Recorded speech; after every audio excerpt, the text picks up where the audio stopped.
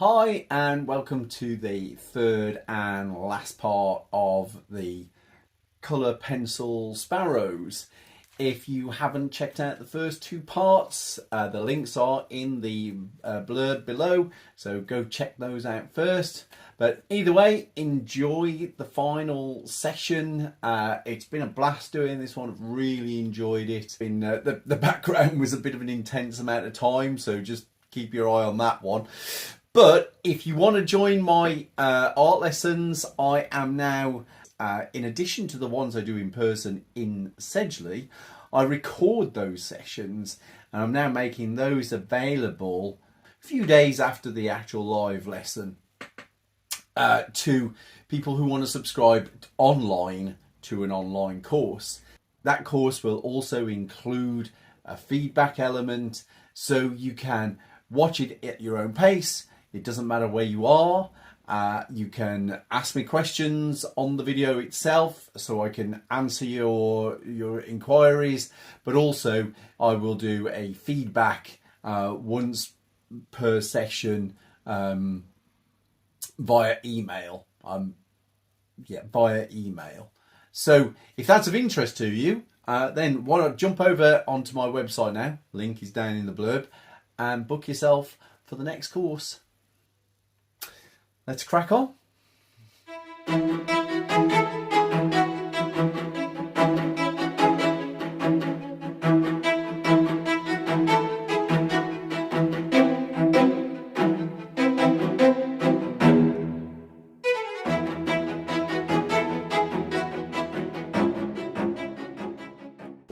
I will start with this background, because that's nice and straightforward, especially around this bird here. The thing with the background is using heavy pressure now. You want your hands down right at the front of the pencil, and you really want to be pressing nice and hard to get that real deep colour.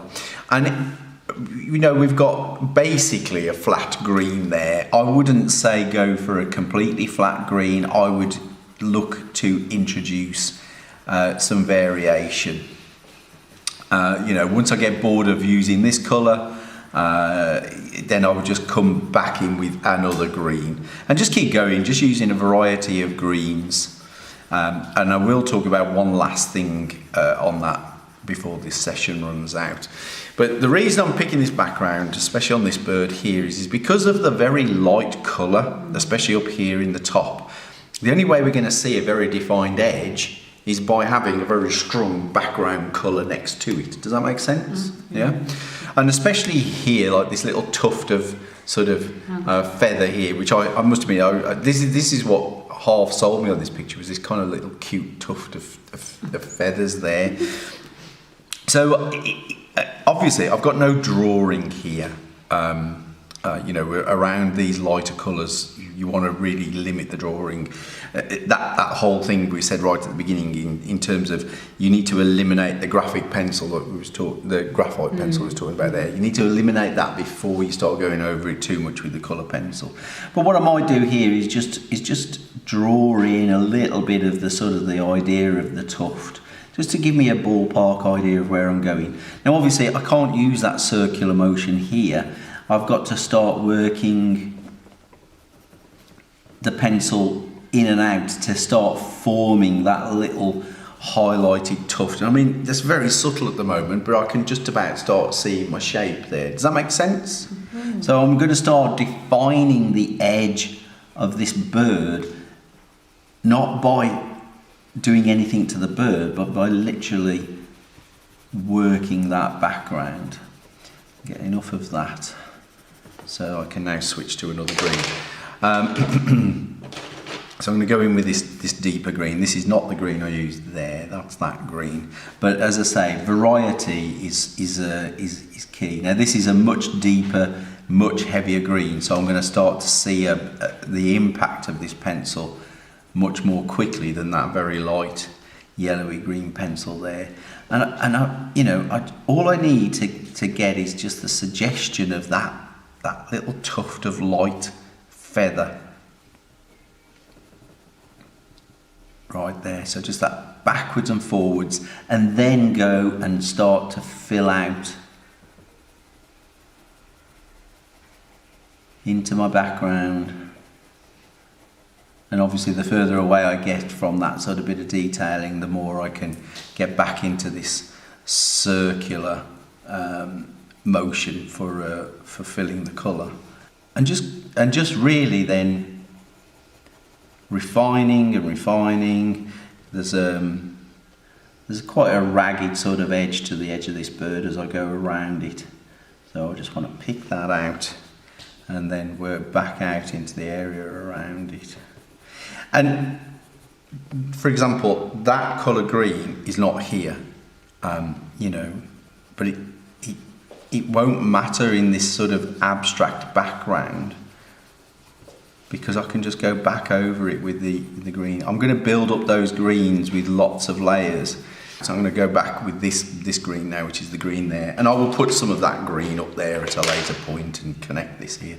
But what I'm getting here is, what I'm getting at here, should I say, is I'm after variety in this kind of boring background, switching colours, but importantly what I'm doing is working hard enough to find the edge of this much lighter edge here. The wrong way to do it is to try and find that edge by colouring in the bird. You're trying to trap the light like we do in watercolour. You want this to stay light, but you need to find this edge, and that's what will add the intensity in the drama. Not by doing anything in there. I mean, we are going to do some work in there, but not as much. So that's kind of a very rough approach to this sort of edging off here, and you can see I've already done some around here because there's similar things, sort of like the tops of the beaks are quite light, although I ended up going in a bit heavy with my colour on this one. So I'd probably take my either my micro eraser or electric eraser and just lift back out some highlighting on the top of the beak. I think it was when I was doing those, that's what made me think, you know, I need to get some of this background in so as I can see those edges properly. I think one of the things that when colour pencil can fall down is when you are after a focal area and the edge recognition isn't strong enough. You know, if everything's it looks a little bit hazy or blurry. Okay, so I'm going to just talk a little bit about this this bird, this little bird here, and this sort of lighter chest area. The key here is thinking about this texture that we can see, and it's very sort of short, sharp, straight line texture, okay? But it's made up of different colours. So we can see, you know, the little flecks of black. You can see I've already started doing those. And you know, there's, say, some of those just down here somewhere, which I haven't done. You know, just using the sort of the pencil to bring in those little textures, and you're going to build it up quite slowly using just a lot of that kind of mark making. So let me add just a few in here so that I've got something to work over the top of. I'm going to work in just a small area for my demo, and then you'll apply this all over. So I'm going to pull these sort of shorter marks, just building up where I can see these sort of textures. I'm going to do a little bit up here as well, and I'm really just trying to think about all these little ends of feathers. You know, they call it's down, isn't it? These are the down feathers. I think that's what these are. You know, just start to think about that. And you can be fairly random. I mean, I'm not following this in sort of shape structure at all. I think this part here where we get this kind of almost collar of dark is worth following, but then we've got little dark marks that come down below it, and you know, we can be sort of fairly random with that. So working around, I would suggest finding all of those darks first. then it's that look at the colours that you can see. Now if I look, say, in this area here, just above the bits that I've done here, if I look into this area here, I can see pale pinks, I can see these sort of light yellowy ochre colours, and also we can see the very sort of fine white feather structure. Does that make sense? I'm saying that's what I'm seeing when I look into this area here. So when I come back to this, there's no real sort of lines in these areas of colour. There is just the colour. So I'm just going in light pressure again, just introducing the very, very light tones that I can see. You know, this pink sort of, there's almost kind of like a curving sort of shape there that I can see mostly the pink. So I'm just coming in, introducing that pink, keeping the pressure light here because we don't want too much colour. Over this side, we want yellowy greens still. So I'll start with that. Over this side, I would work heavier. I'm going to work almost as heavy there as I was in the background here, because that's what I need. I need a much richer colour here. But that deeper colour is only down in this lower part, you know. Yeah. It's not all over, and it's really easy to sort of miss that, or to forget that, because it takes a while. So you sit here, this is eventually slid off over there somewhere, and you just go in and you go in and go in, you lose yourself, and before you know it, you're all the way up here, and you've carried on with the same. It's very easy to do, yeah. you know. And this is similar to with paint. This is why I say, you know, change the area you're working on quite frequently. Work one part for a little while, then work another part for a little while. I do want to get this area sort of built in a little before going much further. Yeah, you know, work on one area for a little while, and then bounce around, go somewhere else, work on another area for a little while, because that helps to break some of the, I'm going to say monotony, but it's, you know, it's not monotonous, it's just a little monotony. So we're coming up to where this sort of darker edge meets this lighter edge, and here it's quite defined. Again, it's that definition of edges. So I've got that base colour in. I'm going to go back to this deeper green. Now I can see that there are deeper greens in here. And it's exactly the same as what I was working on over there. I want to sort of suggest where these edges are. So I'm almost drawing them back in again now, to find shapes. I'm not copying so much a shape that's actually here. I'm just taking suggestion from the sorts of shapes I can see here, just to start finding an edge that I can work with, because there is a very clear edge just there. Round here, less so, kind of all just sort of blurs. And then, same as what I did there, once I've kind of got an idea of that edge, I can just start blocking in colour.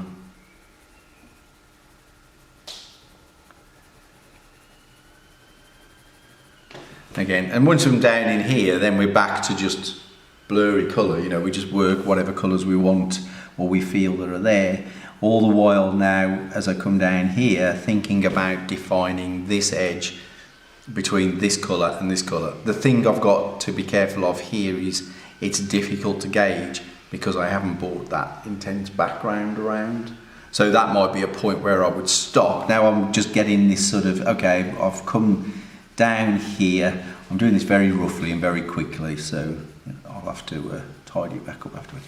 I can come down here, say that, okay, there's my edge, but I need to know how strong that background's going to be. So now I might switch and go back and start on my background, start laying in that colour in the background, because I know eventually I'm going to be back to these sort of browns and oranges I can see down here, but I don't really know how much of that, how dark I want that to be yet until I've got that next to it, because right now that already looks too dark. Does that make sense? That little bit of brown I've just put there already looks too dark, and it's because I haven't got the strength of colour next to it. So you have to sort of play that around a little. So I'm just going to go back into this sort of this area here, just finding the edges of these feathers. So I can carry on working around. I can see that this sort of comes down and around here somewhere, and then connects into this bit that I was working on over here. So there's a bit of an edge just there, less pronounced there than here. But at the edges of these feathers, I still need these little short marks that I've got there. So what I'm going to do is, as I work into them, I can see them here. I'm just going to start from the darker area I've just coloured into the lighter area. I'm just going to start flicking in some of the little short, sharp marks that are going to end up adding that little feathery edge to those shapes. Does that make sense? Hopefully that makes sense. So I start to build up the suggestion of that edge. I can see a little, not quite as dark as that brown there, a little warmth up here as well. As it starts to descend.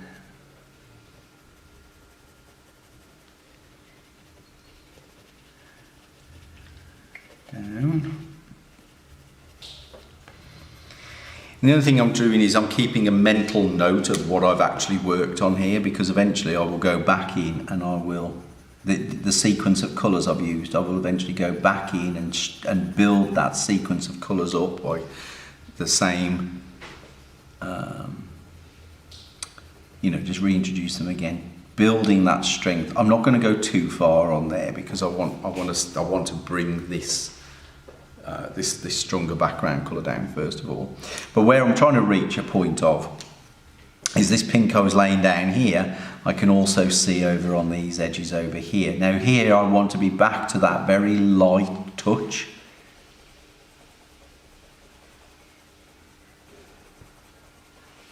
And with the light touch and the light colour, I don't need to worry about this edge. I'm just going all over that because that will just help to harmonise. It will help to harmonise these two areas together. But I'm not losing the edge that I've already put in there. I can see these ochreish colours here as well. So I'm just going to start introducing the ochreish colours. Again, overlapping the edges so that we get nice blends, and because it's a blurry colour that I'm laying down at the moment, I can use these circular motion, and I'm keeping in mind that I want this side to be lighter than that side, so I'm gauging how dark that's going by this untouched area over here at the moment, because obviously our light source is coming from that direction. But I'm moving to this point. I'm early for this point at the moment, so you probably wouldn't necessarily reach this point today. It's just that I'm aware, last session, so I want to make sure I cover everything, and then I've got a little bit of time at the end of the session for any final thoughts.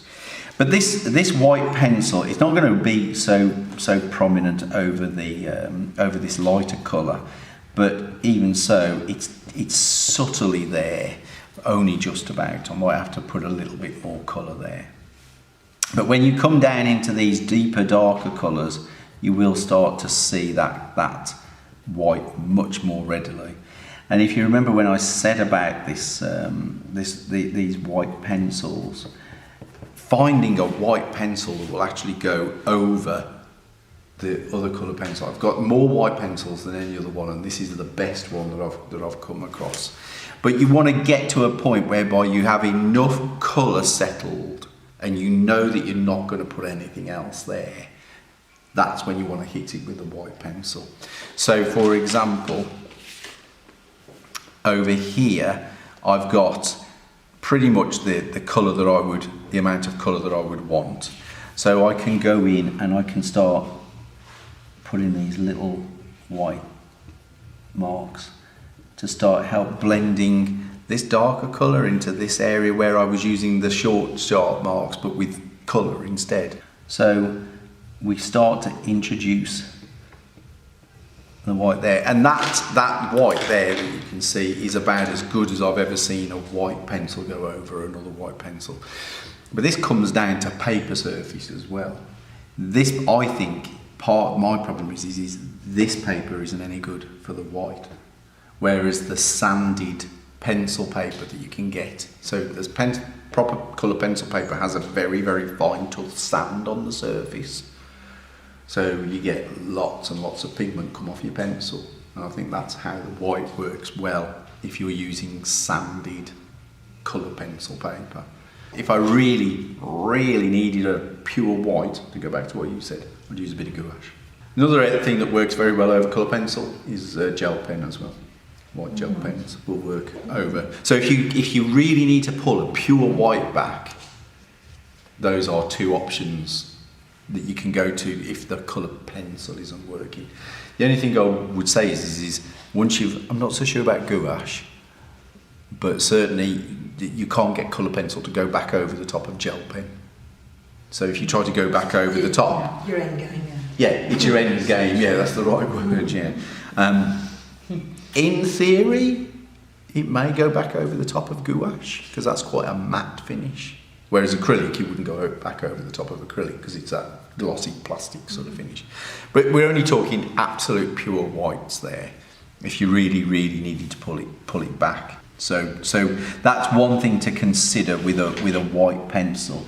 Is once you start going in and doing this, it's a white knuckle pressure that you're using to get that subtle mark making. The important thing down here, as I think I said originally, is to use marks that are going in all different directions. So you really want to sort of build up this kind of, you know, don't colour in one direction. Use alternating directions, alternating greens that are going to go over the top of what you've already done there. So you start to really build up this this randomised texture, and then go in with your dark.